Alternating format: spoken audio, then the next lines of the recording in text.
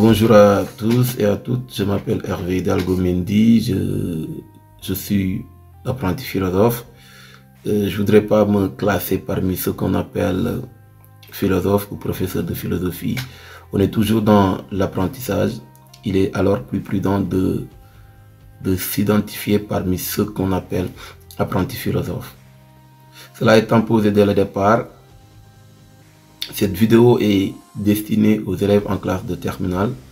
C'est une forme de synthèse, si vous voulez, une forme de révision.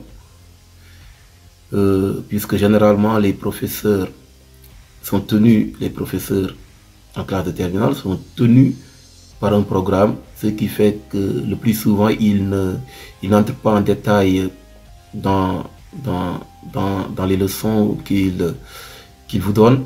Alors nous espérons que cette vidéo sera pour vous l'occasion de revisiter tout ce que vous avez vu en classe de manière beaucoup plus détaillée. Et nous espérons que vous allez aussi avaler avec appétit tout ce qu'on fera à travers cette vidéo.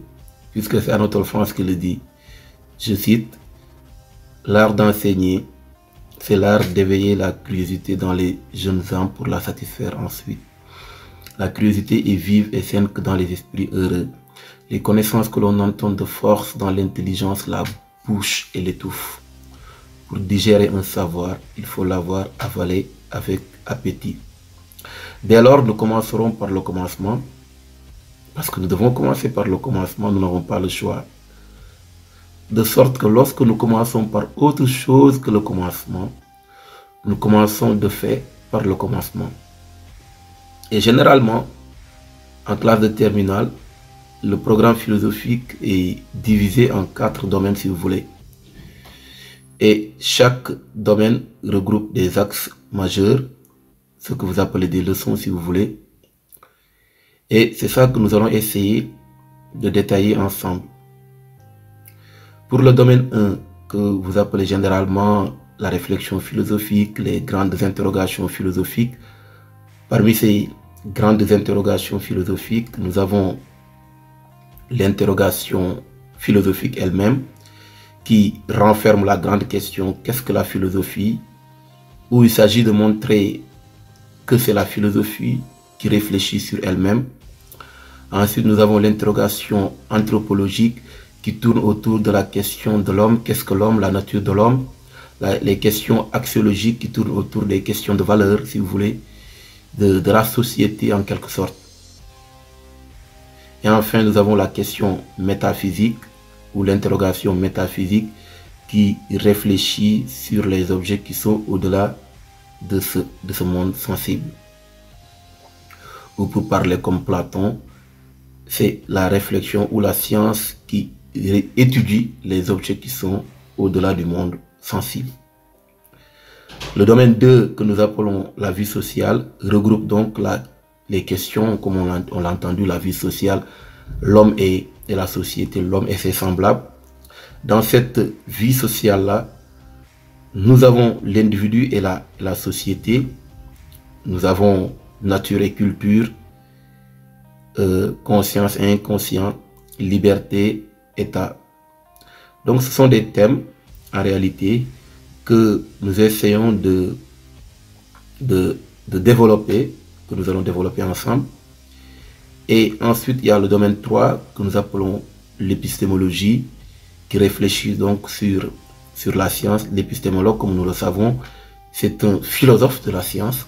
Autrement dit, c'est la philosophie qui réfléchit sur les fondements de la science, sur la nature, sur l'émergence de la pensée scientifique.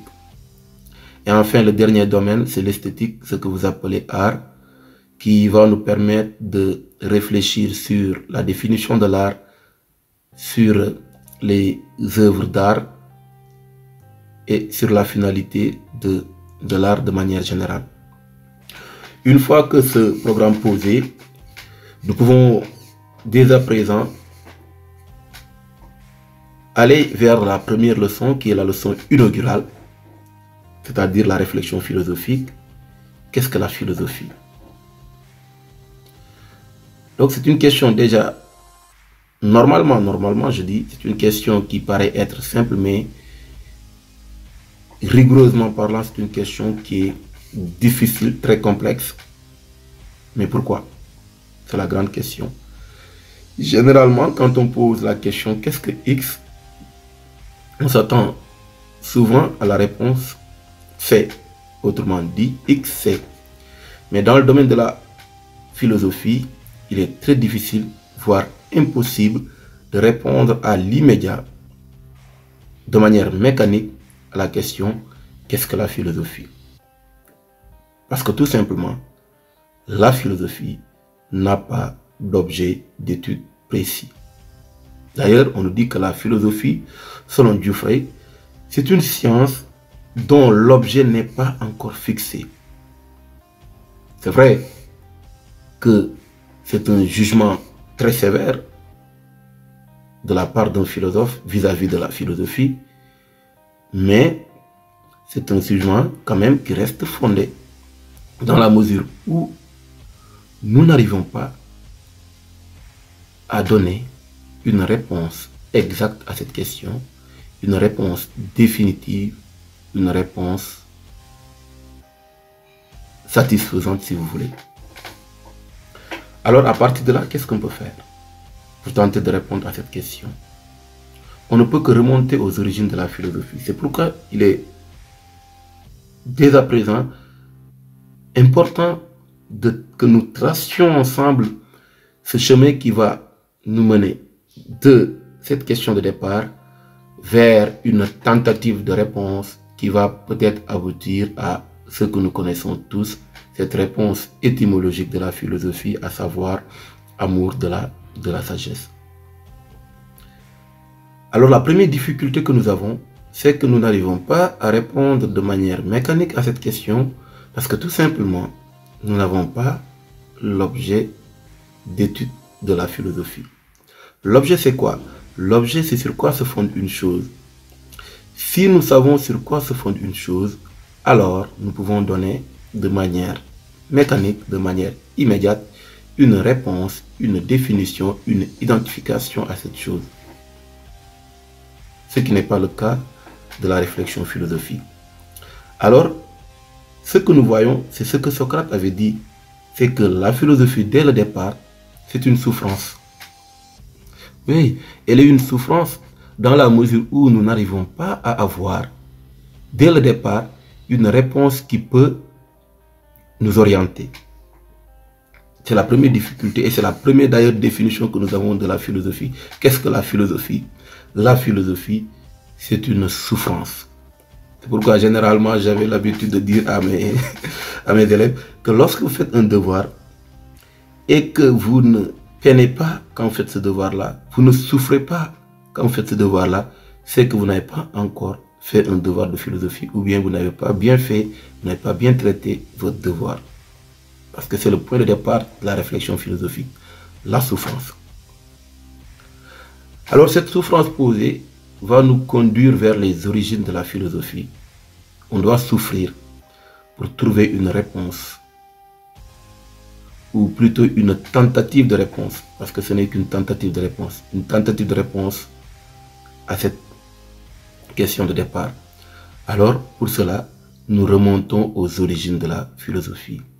Mais il est important tout d'abord de définir ce que nous entendons par le mot origine, puisque ce mot a deux significations. Tantôt il peut signifier commencement, comme il peut aussi signifier cause.